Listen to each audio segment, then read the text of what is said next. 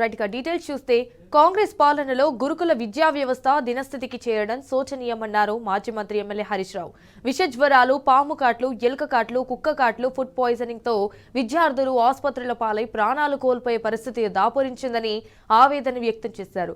గురుకులాల్లో పనిచేస్తున్న 2500 మంది కాంట్రాక్ట్ అవుట్సోర్సింగ్ సిబ్బందికి 2 నెలల నుంచి జీతాలు ఇవ్వని దుస్థితి నెలకొందని విమర్శించారు.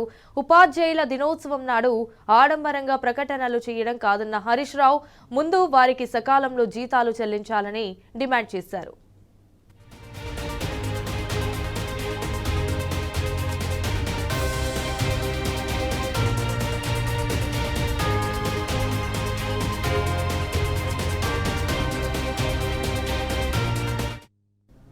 ముఖ్యమంత్రి రేవంత్ రెడ్డి స్వయంగా తానే ఇక నుండి గురుకులాలను పర్యవేక్షిస్తానని చెప్పిన మాటలు నీటి మూటలయ్యాయని హరీష్ రావు దుయ్యబట్టారు. కల్తీ ఆహారం పెడితే జైలుకే అని ఇచ్చిన ప్రకటనలు గాలి మాటలయ్యాయని నిప్పులు చెరిగారు. కేసీఆర్ హయాంలో గురుకుల విద్యా వ్యవస్థ దేశానికి ఆదర్శంగా నిలిస్తే రేవంత్ రెడ్డి పాలనలో నరక కూపాలుగా మారిందని మండిపడ్డారు. నాడు 294గా ఉన్న గురుకులాల సంఖ్యను 1024కి పెంచిన ఘనత కేసీఆర్ది అని గుర్తు చేశారు. గురుకులాల్లో 1,90,000గా ఉన్న విద్యార్థుల సంఖ్యను 6.5 లక్షలకు పెంచి నాణ్యమైన విద్యను అందించామని కూడా చెప్పారు. విద్యపై చేసే వ్యయాన్ని క్యాపిటల్ ఇన్వెస్ట్మెంట్ గా భావించిన కేసీఆర్ గురుకులాలకు అత్యంత ప్రాధాన్యత ఇచ్చారని కూడా తెలిపారు. కానీ కాంగ్రెస్ 22 నెలల పాలనలో గురుకులాల ఖ్యాతి అదం పాతాళానికి దిగజారిందని ఫైర్ అయ్యారు.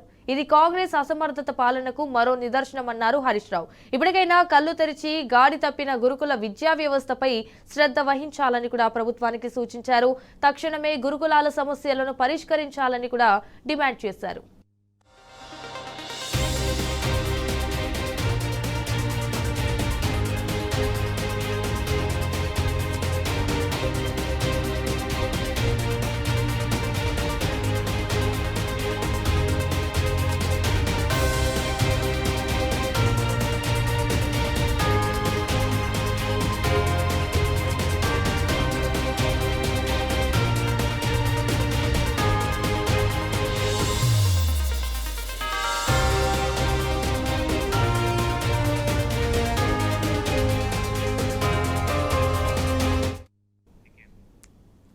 రాష్ట్రంలో పోలీసు రాజ్యం నడుస్తోందన్నారు మాజీ మంత్రి జగదీష్ రెడ్డి. పోలీసులు చట్టు విరుద్ధంగా వ్యవహరిస్తున్నారని మండిపడ్డారు. అడ్డగోలుగా అక్రమ కేసులు బనాయించి బీఆర్ఎస్ పార్టీ కార్యకర్తలను, సోషల్ మీడియా కార్యకర్తలను అరెస్టు చేస్తున్నారని అన్నారు. అయితే సూర్యాపేటలో బీఆర్ఎస్ సీనియర్ నేత భాషను అక్రమంగా అరెస్ట్ చేసి బంధించారని కూడా ధ్వజమెత్తారు. జిల్లా మంత్రులకు పనిచేయడం చేతగాక పోలీసులను అడ్డం పెట్టుకుని జూలుం చేస్తున్నారని జగదీష్ రెడ్డి నిప్పులు చెరిగారు. కేవలం పోలీసు రాజ్యం మాత్రమే నడుస్తుంది. ప్రత్యేకించి నల్గొండ జిల్లాలో ఇక్కడ ఉన్న మంత్రులు రైతులకు నీళ్లు ఇవ్వలేక, కరెంట్ ఇవ్వలేక, ఎరువులు ఇవ్వలేక, ప్రజల నుంచి వస్తున్న ప్రశ్నలకు సమాధానాలు చెప్పలేక కేవలం పోలీసులను అడ్డం పెట్టుకొని పరిపాలన చేస్తున్నారు. టీఆర్ఎస్ కార్యకర్తల పైన, నాయకుల పైన, సోషల్ మీడియా యాక్టివిస్టుల పైన, ఆఖరికి ఎవరైనా గ్రామంలో యూరియాలో లైన్లో నిలబడ్డ వాళ్ళని చూపిస్తూ ఒక వీడియో పెడితే కూడా పోలీసులను దోలి పిలిపించి అరెస్టులు చేయించి భయపెట్టించి రాజ్యాన్ని నడపాలనుకుంటున్నారు. ఇవాళ మా సూర్యాపేటలో కూడా సీనియర్ నాయకుడు, ఎక్స్ జడ్పీటీసీ, నిన్నటి వరకు కౌన్సిలరు, ఏకగ్రీవ కౌన్సిలర్, ఆయనంత సీనియర్ నాయకుడిని ఎవరో ఒక తాగుబోతు కాంప్లైంట్ ఇచ్చిండని చెప్పి మధ్యరాత్రి వచ్చి 10 మంది పైగా పోలీసులు మధ్యరాత్రి వచ్చి పట్కపోయి స్టేషన్లో ఇప్పడానికి పెట్టినారు. ప్రజలు పెద్ద ఎత్తున తరలి వచ్చి, మహిళలు మొత్తం ఊరుకు ఊరు మహిళలందరూ కదిలి వచ్చి స్టేషన్ ముందర కూర్చుంటే ఇవాళ ప్రజల ఒత్తిడికి భయపడి మళ్ళీ వదిలిపెట్టారు. ఈ ప్రజా ఉద్యమాల ద్వారానే నాయకుల్ని, కార్యకర్తల్ని కాపాడుకోవాలి తప్ప ఇక అంతకు మించి మార్గం లేదు అనేది ఇవాళ మనకు స్పష్టంగా కనబడుతుంది. నేను 2 రోజుల క్రితమే చెప్పిన, నల్గొండ, సూర్యాపేట ఇద్దరు ఎస్పీలకు కూడా నేను పత్రికా ముఖంగా విజ్ఞప్తి చేసిన, మీ కింది స్థాయి పోలీస్ అధికారులు మీ కంట్రోల్లో ఉండడం లేదు. ఎవరో కొద్దిమంది కాంగ్రెస్ నాయకులు, పైరవికారులు వాళ్ళు ఫోన్లు చేసి చెప్తే ఎవరిని పట్టుకురమ్మంటే వాళ్ళని పట్టుకొస్తున్నారు. ఏ కేసు అవసరం లేకుండా, ఏది లేకుండా చట్ట విరుద్ధంగా పనిచేస్తున్నారు. ఎస్పీలు ఇద్దరు కూడా అలర్ట్ కావాలి. మీరు నడపండి పోలీస్ వ్యవస్థను. ఎవరో గింతని తోడు పైరవికారు, ఎవరో ఒక మండల పార్టీ అధ్యక్షుడు కాంగ్రెస్కు, లేకపోతే ఇంకో చిన్న చోట మోట నాయకుడు నడపడం కాదు. ప్రతిరోజు వాళ్ళది మిలాఖత్తు కలిసి కూర్చోవడం అనేది స్పష్టంగా కనబడుతుంది, ప్రజల కళ్ళ ముందు కనబడుతుంది. ఇది పోలీస్ వ్యవస్థ మీదనే నమ్మకాన్ని పోగొడుతుంది. ప్రజల్లో అబాస్ పాలవుతున్నారు మీరు అనే మాట నేను మొన్ననే చెప్పిన. ఇవాళ మన ఇది కనబడుతుంది మనకి. ఇవాళ సూర్యాపేటలో జరిగింది ఏదైతుందో రాష్ట్రం అంతటి కూడా ఇది జరుగుతుంది. పెద్ద ఎత్తున ప్రజలు తిరుగుబాటుకు వస్తారు. ప్రజల స్టేషన్లను చుట్టుముట్టి వాళ్ళ నాయకులను వదిలిపించుకునే పరిస్థితి వస్తుంది. టీఆర్ఎస్ కార్యకర్తలకి ప్రజలందరూ కూడా విజ్ఞప్తి చేస్తున్నా, ఇది ఒకటే మార్గం. ప్రజల ఒత్తిడితోనే వాళ్ళ మెడలు వంచాలి, ప్రభుత్వం మెడలు వంచాలి. ఇది కేవలం మా కార్యకర్తల్ని నాయకులను విడిపించుకోవడం కొరకే కాదు, ప్రభుత్వం ఇచ్చిన హామీలు ఏవైతున్నాయో వాటన్నిటిని నెరవేర్చడం కొరకు కూడా ఇదే పెద్ద ఎత్తున ఇదే పద్ధతిలో ఉద్యమాలకు పోవాల్సిన అవసరం కూడా ఉంది. సరిపోయింది, 2 ఏళ్ళు ఇచ్చిన సమయం ఈ ప్రభుత్వానికి. ఎంత కొత్త ప్రభుత్వం అయినా ఎవరికైనా 6 నెలలు ఇవ్వడమే ఎక్కువ. కేసీఆర్ విజ్ఞతకు నిదర్శనం ఇది. 2 సంవత్సరాల సమయం ఇచ్చినాం. 6 గ్యారెంటీల విషయంలో మీరు చేస్తున్న మోసాలు ఇక ఒక్కటొక్కటిగా మొదలు పెడతాం. మీరు ఎన్ని కేసులు పెడతారో, ఎంతమందిని జైల్లో పెడతారో తెలుసుకుంటాం. ఇవి కొత్త కావు, మాకు ఇవి కొత్త కావు. ఒక సందర్భం వస్తే పోలీసులు కూడా మిమ్మల్ని కాపాడలేరు కాంగ్రెస్ నాయకులు, అది కూడా చెప్తున్నా నేను. ప్రజలు ఉరికించడం మొదలు పెడితే సూర్యాపేటలో గతంలో ఒకసారి చూపించినాం. ఏమవుతుందో, ప్రజల తిరుగుబాటు ఎట్లా ఉంటుందో కూడా చూసిండ్రు. ఇంకా బుద్ధి తెచ్చుకోకుండా ఇదే పద్ధతులు ఎట్లా కొనసాగిస్తామంటే తప్పకుండా మా పద్ధతులు మాకుంటాయి, మా ఎత్తుగడలు మాకుంటాయి. ప్రజల అండ ఉన్నప్పుడు మీరు ఈ చిల్లర చేష్టలతో, చిల్లర కేసులతో మమ్మల్ని భయపెట్టలేరు. నేను చెప్తున్నా, ఇప్పటికైనా సోషల్ మీడియా కార్యకర్తలని, సోషల్ మీడియాలో పోస్టులు పెట్టిన వాళ్ళని, సామాజిక సమస్యలపైన స్పందించిన వాళ్ళని భయపెట్టిస్తాం, స్టేషన్ పిలుస్తామంటే రారు. నేను ఇంకో మాట కూడా చెప్తున్నా, మీరు ఇట్లాగే ప్రవర్తిస్తే ఒక్కరు కూడా స్టేషన్ రారు. మీరు పిలిస్తే మీరు ఎంతమందిని పట్టుకపోతారో, 8,000 మందిని పట్టుకుపోయి జైల్లో పెడతారో చూద్దాం. ఆ పరిస్థితి తెచ్చుకోవద్దు. పోలీస్ అధికారులను కంట్రోల్ చేయండి, చట్ట ప్రకారం పనిచేసేటట్టు చేయండి అని చెప్పి నేను మరొకసారి కూడా చెప్తా ఉన్నా. ఇక ములుగు జిల్లాకు చెందిన మున్సిపల్ కార్మికుడి ఆత్మహత్యపై బీఆర్ఎస్ వర్కింగ్ ప్రెసిడెంట్ కేటీఆర్ తీవ్ర దిగ్భ్రాంతి వ్యక్తం చేశారు. మృతుడి తల్లితో ఫోన్లో మాట్లాడి ధైర్యం చెప్పారు. కేటీఆర్ ఆదేశాల మేరకు రెడ్కో మాజీ చైర్మన్ వై సతీష్ రెడ్డి మాధవరావుపల్లిలోని బాధిత కుటుంబాన్ని కలిసి పరామర్శించారు. కేటీఆర్కు ఫోన్ చేసి మృతుడి మైదం మహేష్ తల్లితో మాట్లాడించారు. మహేష్ ఆత్మహత్యకు గల కారణాలను కేటీఆర్ ఆరా తీశారు. గత 6 నెలలుగా జీతం రాకపోవడంతో మనస్తాపం చెంది తన బిడ్డ పురుగుల మందు తాగి ప్రాణాలు తీసుకున్నాడని ఆ తల్లి ఆవేదన వ్యక్తం చేసింది. చనిపోయిన తన కుమారుడికి 4 ఆడపిల్లలు ఉన్నారని చెప్పింది. అందులో ఒక బిడ్డ ఇటీవలే అనారోగ్యంతో చనిపోయిందని తెలిపింది. తన బిడ్డకు వైద్యం చేయించడానికి కూడా డబ్బులు లేక తన కుమారుడు మహేష్ ఎంతో మనోవేదనకు గురయ్యాడని కూడా ఆమె వివరించారు. ఇదంతా విని కేటీఆర్ చలించిపోయారు. కొడుకును కోల్పోయి పుట్టెడి దుఃఖంలో ఉన్న ఆ మాతృమూర్తికి కొండంత భరోసా అందించారు. బీఆర్ఎస్ పార్టీ తరపున ఆ 3 ఆడబిడ్డలను ఆదుకుంటామని, ఆర్థిక సాయం అందిస్తామని కూడా హామీ ఇచ్చారు.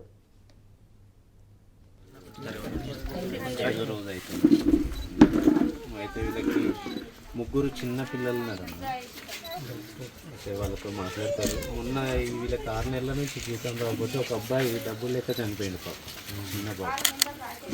ఒక్కసారి వాళ్ళ మదరు జరుగుతున్నారని మాట్లాడుతున్నారు. స్పీకర్ అని చేస్తున్నారు, మాట్లాడు. కేటీఆర్ గారు ఉన్నారు లైన్లో, మాట్లాడు. నమస్తే.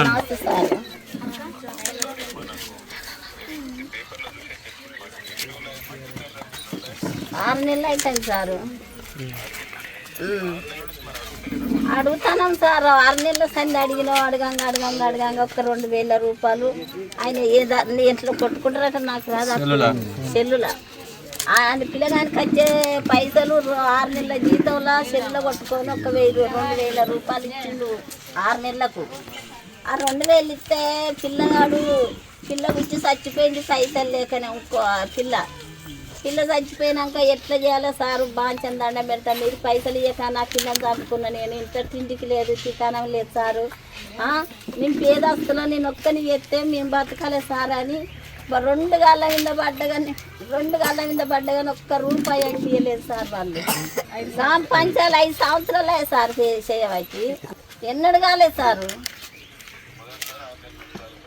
రాలే. కిరీట అయిన దగ్గరికి పోయి 2 గాళ్ళ మీద పడ్డాడు సారు. నన్ను నడిపి బిడ్డకు జ్వరం బాగా వచ్చింది సారు, అదే పిల్ల మంచిగా లేదు, దవాఖాన తీసుకుపోలే సారు. దండం పెడితే ఒక 2,000 అని సార్ అన్న కానీ రూపాయి అంటే ఇవ్వలేదు సార్. వాడు ఇవ్వకుంటే నా కొడుకు తిరిగి వచ్చి మళ్ళీ అక్కడ పోయి 2,000 తెచ్చుకొని ఆ పిల్లను జ్వరం వచ్చిన పిల్లలు బాగా చేయించుకున్నాడు. వాళ్ళు ఇచ్చిన వాళ్ళు ఆగుతారా సారు? ఆగకుంటే ఇక మా కోపం వచ్చి పోయిండు. అక్కడికి పోయి వచ్చినాక మరి అక్కడ గ్రామ పంచాయతీ కాడ మరి ఆయన ఏమన్నాడో ఏం కాదో తెలియదు మాకు ఆ సంగతిగా.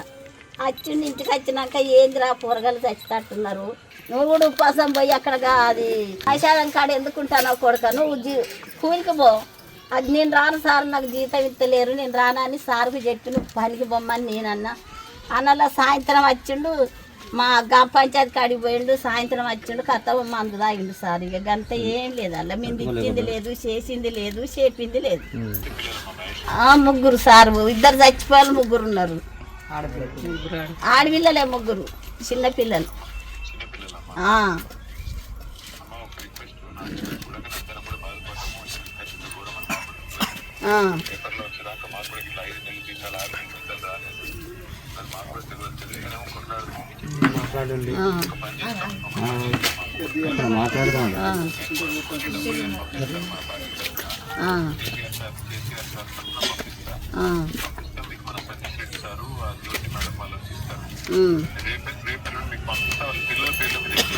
ఏపిత్త బాంచను, చిన్న పిల్లలు మేమిద్దరం ముసలోళ్ళమే బాంచను, మాకేం లేదు. బాంచ నిలబడింది కాలు మొక్క.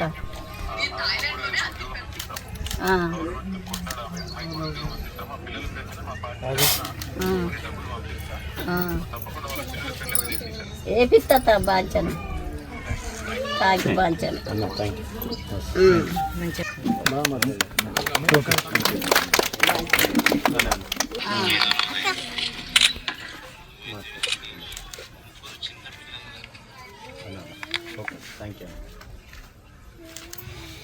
ఇట్లా ములుగులో ఉన్నా అంటే వెంటనే వాళ్ళ ఇంటికి పోయి నాకు మాట్లాడితే వాళ్ళ పరిస్థితిలో చూసి నాకు చెప్పు అన్నాడు. అందుకే మీ దగ్గరకు అయితే ముగ్గురు పిల్లలు, చిన్న పిల్లలు చూస్తే నిజంగా చాలా దారుణం. 6 నెలల నుంచి పాపం జీతం వస్తే ఇట్లా ఉండకపో పరిస్థితి. ఇంట్లో ఉన్నది ఒక్క ఆయన, ఆమె ఏం చేయలేకున్నది.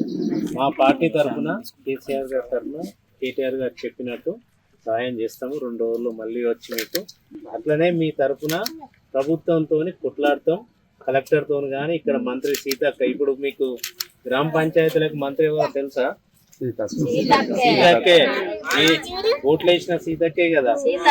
కనీసం జీతం అని ఇప్పించట్లేదు, మనోళ్ళకే జీతం ఇప్పించట్లేదు. మీకోసం ఖచ్చితంగా మేము పోరాటం చేస్తాం. ముగ్గురు పిల్లల మీద కలెక్టర్తో కూడా మాట్లాడతాం.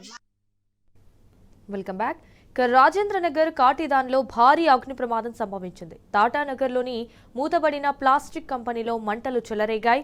కంపెనీలో భారీగా మంటలు ఎగిసిపడుతున్నాయి. దీంతో ఆ ప్రాంతంలో దట్టంగా నల్లటి పొగ అలుముకుంది. పొగకు తోడు భారీగా మంటలు ఎగిసిపడుతుండటంతో స్థానికులు తీవ్ర భయాందోళనకు గురయ్యారు. అయితే స్థానికులు ఇచ్చిన సమాచారంతో రంగంలోకి దిగిన అగ్నిమాపక సిబ్బంది మంటలను ఆర్పుతున్నారు.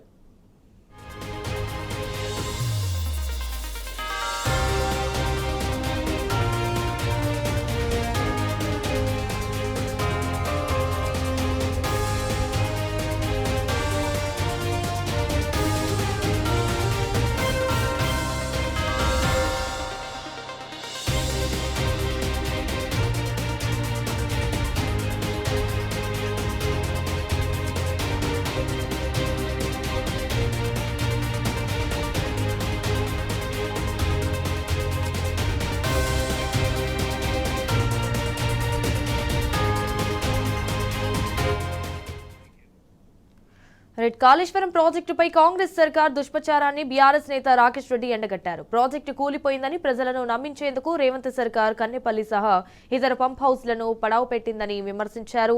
ప్రజలు అన్ని గమనిస్తున్నారన్న ఆయన ప్రభుత్వానికి బుద్ధి చెప్పడం ఖాయమని కూడా హెచ్చరించారు. అధికారంలోకి వచ్చిన తర్వాత ఎట్టి పరిస్థితుల్లో ఈ గోదావరి నీళ్లను, కృష్ణా జలాలను ఈ తెలంగాణకు మళ్లించాలనేటువంటి ఒక దృఢ సంకల్పంతో అద్భుతమైనటువంటి ఒక ప్రాజెక్టులను రూపకల్పన చేయడం జరిగింది. త్రివేణి సంగమం కాళేశ్వరం వద్ద అక్కడ ప్రాణహిత వెలుస్తుంది కాబట్టి ఆ ప్రాణహిత వెలిసిన తర్వాత అటు ప్రాణహిత ఇటు గోదావరి జలాలను ఒడిసి బట్టి ఈ తెలంగాణకు రప్పించాలనేటువంటి గొప్ప సంకల్పంతో కాళేశ్వరం ప్రాజెక్టును రూపకల్పన చేయడం జరిగింది. మేడిగడ్డ దగ్గర 2 పిల్లర్లు కుంగిపోతే కాళేశ్వరం కూలిపోయిందని చెప్పి కాంగ్రెస్ పార్టీ నాయకులు డప్పు పెట్టుకొని మరి ఊరూరు ప్రచారం చేస్తా ఉన్నారు.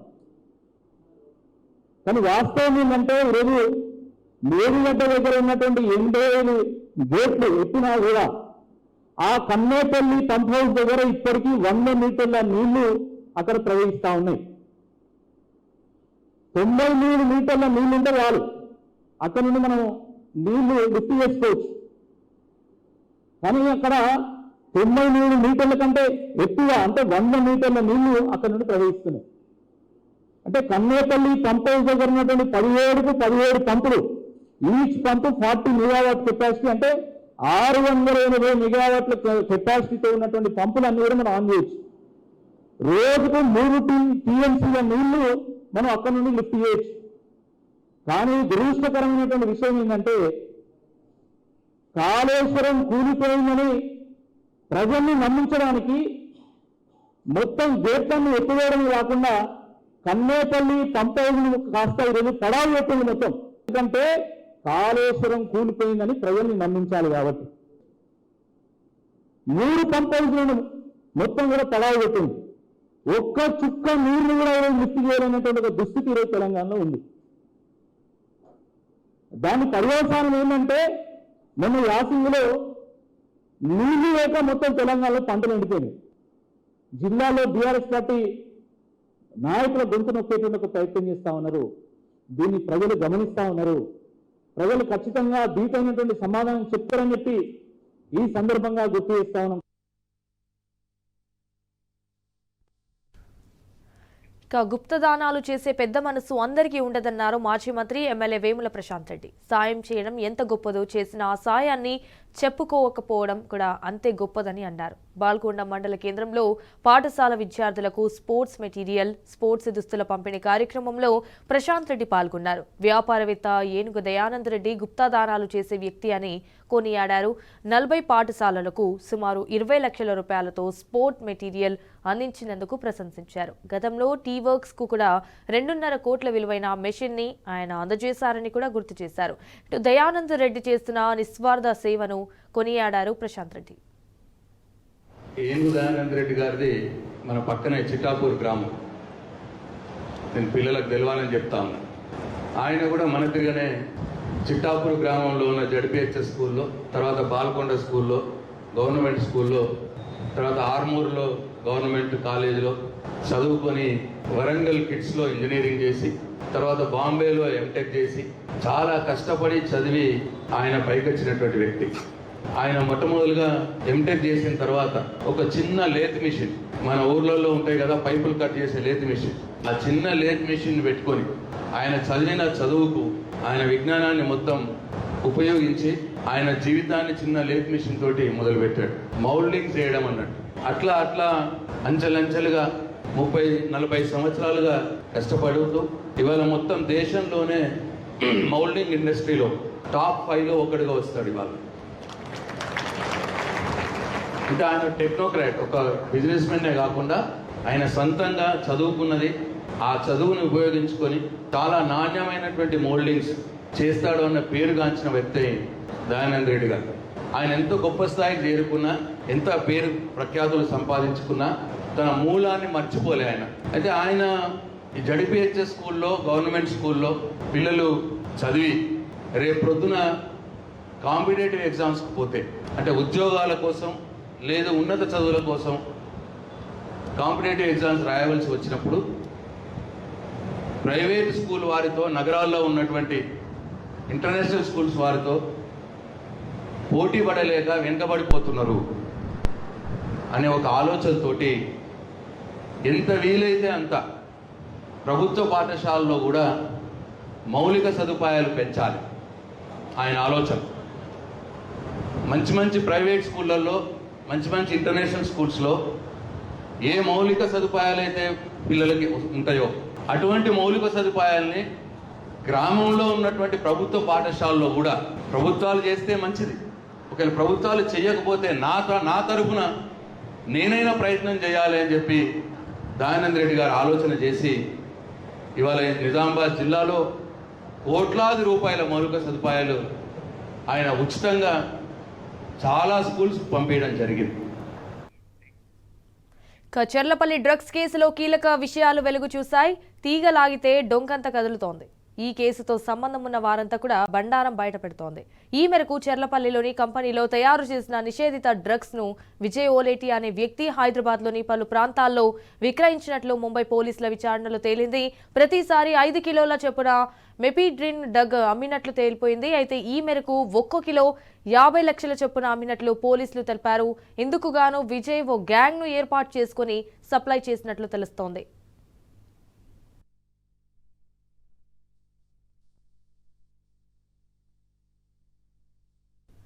హైదరాబాద్ చెర్లపల్లి కేంద్రంగా మెఫిడ్రిన్ డ్రగ్ ఉత్పత్తి చేస్తున్న వాగ్దేవి ల్యాబొరేటరీస్ ముందు సిపిఎం నాయకులు ధర్నాకు దిగారు. హైదరాబాద్ కేంద్రంగా నిషేధిత డ్రగ్స్ ఉత్పత్తి చేస్తుంటే తెలంగాణ పోలీసులు ఏం చేస్తున్నారని ప్రశ్నించారు. డ్రగ్స్ రహిత తెలంగాణ చేస్తామన్న సీఎం రేవంత్ రెడ్డి రాష్ట్రాన్ని డ్రగ్స్ ఉత్పత్తికి అడ్డగా మార్చారని నిప్పులు చెరిగారు. పారిశ్రామిక వాడలపై ప్రభుత్వ అధికారులు తనిఖీలు చేయకపోవడంతోనే డ్రగ్స్ మాఫియా రెచ్చిపోతోందన్నారు. ఇప్పటికైనా ప్రభుత్వం స్పందించి రాష్ట్ర వ్యాప్తంగా ఉన్న అన్ని పారిశ్రామిక వాడల్లో విస్తృత తనిఖీలు చేపట్టాలని కూడా డిమాండ్ చేశారు.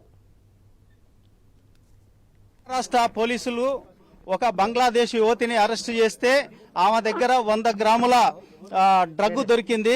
సో ఆ డ్రగ్ తర్వాత ఇంకో 10 మంది అరెస్ట్ అయ్యారు. ఆ తర్వాత తీగలాకితే డొంకంత కదిలినట్టుగా ఇప్పుడు దాని మూలాలన్నీ కూడా ఇక్కడ ఉన్నాయి.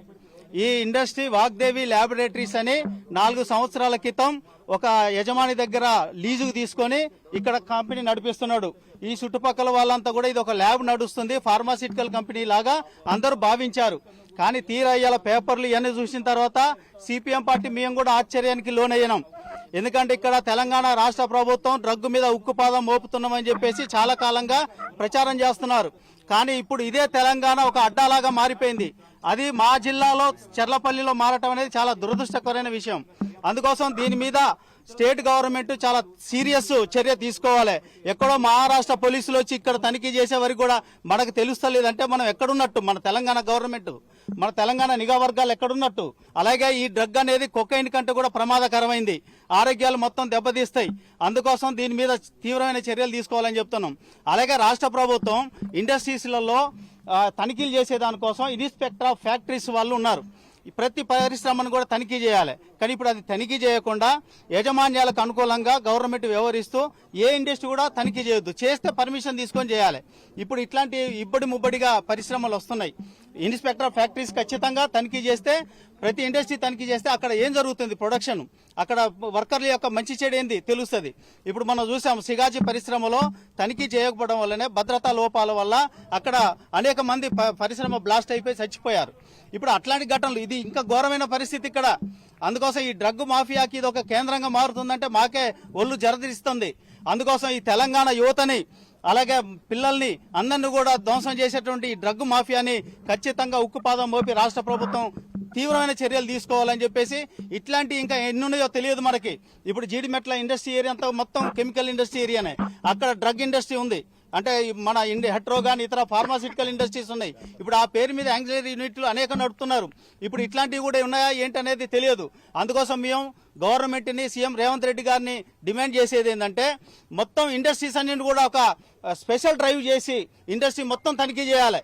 చేసి ఎక్కడెక్కడ ఫార్మా డ్రగ్ ఇండస్ట్రీ ఉందో దాన్ని అన్నింటిని కూడా తనిఖీ చేసి ఇట్లాంటిది ఇబ్బందికరమైనటువంటి డ్రగ్ ఏదైనా ప్రొడక్షన్ ఉంటే దాని మీద చర్యలు తీసుకోవాలని చెప్పేసి డిమాండ్ చేస్తున్నాం.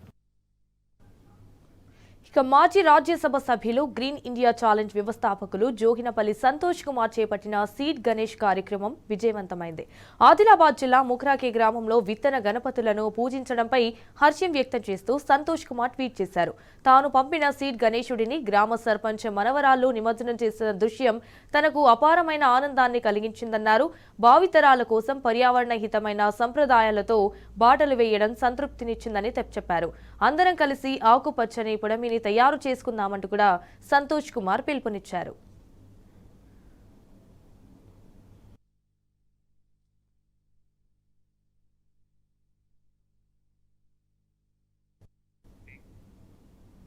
రైట్, ఇవి ఇప్పటి వరకు నా బులెటిన్ అప్డేట్స్ చూస్తూనే ఉండండి టీ న్యూస్.